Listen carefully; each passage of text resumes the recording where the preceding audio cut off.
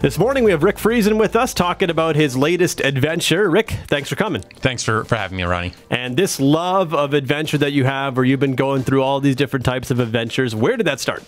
That started about a year ago. My wife gave me a mug for Christmas that said, "Love God, love people, love adventures," which is something I've been saying for a long time. But when she put it on a mug, I was like, oh man, yes, those are things that are important to me. I should do more adventures even.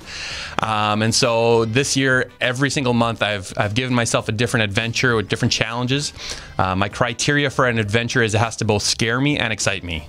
So that's kind of led to me to doing a whole year full of crazy adventures. And this latest one is a little bit scary. One day of the Mantario Trail. That's 16 hours of walking. You and a couple of friends. This idea, was it a long time coming?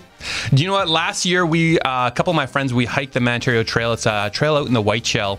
It's 64 kilometers. And so we were hiking it over the course of a couple days. We ran across someone who was doing it in a day. We were very inspired. We actually ran into a guy who was doing it barefoot, which was ludicrous, which we had no desire to do, but we were inspired through that. And so this year I was like, let's do it in a day. So we got a couple extra guys some of these guys run marathons. Some of them are in really good shape. Some of them not as good shape. But so the plan was to do it in a day, and we did it. We started at 4:30 in the morning, hiked for a couple hours in the dark with headlamps for the first couple hours of the day, and then at the end of the day, hiked for another hour and a half at night in the dark. But the weather was great. There was no bugs.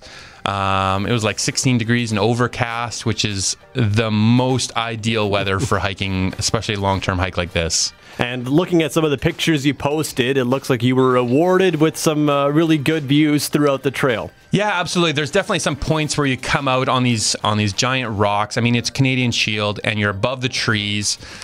We watched the sunrise on this massive rock, and it's surreal to be out in the middle of absolutely nowhere and watch the sunrise, but also discouraging knowing that was the sunrise and we were going to be hiking for another 14 hours. Awesome. Yeah, and you said it was rewarding at the end of it all to kind of be finished with this hike, and you said you got your own reward in the car.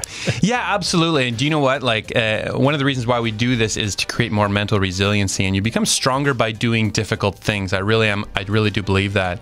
And so at the end of this trip, after hiking for 16 hours, which was a lot of fun and great stories, and we got to know these guys just really well. You sit in the vehicle at the end of it, and a vehicle seat is abnormally soft and comfortable. I don't care what kind of vehicle you have, but like once you've been hiking in the Canadian Shield and you sit down in a vehicle, it is so comfortable. It is like the best thing in the world. You instantly just feel your heart rate decrease, and you just feel like falling asleep. Absolutely. And you share all of these adventures on social media. Why should somebody go and do an adventure? Oh, there's so many reasons why. You grow your community of people. You develop a capacity, a can-do attitude when you do things that are difficult. My criteria for my adventures has been this year, it has to be something that scares me a little and excites me a lot. And so if it doesn't do those two things, then I'm not going to do the adventure. And so, but through that, if people have that sort of mentality, that growth mindset, it's incredible what you can do. And so I feel like at this point, I'm like, man, I could do so many things literally with strategic planning, whether it's fitness planning, hydration. I feel like I could do almost anything in life. And some of my challenges and adventures this year had nothing to do with fitness or hiking, but I think people should do things that just really push them. And excite them. So maybe they're like, hey, I've always wanted to try this, but that kind of scares me. I think people should just try things and see what happens. Because you either learn or you succeed. So you win either way. So, and best of luck on your next adventure, and thanks for coming by. Thanks, Ronnie, for having me.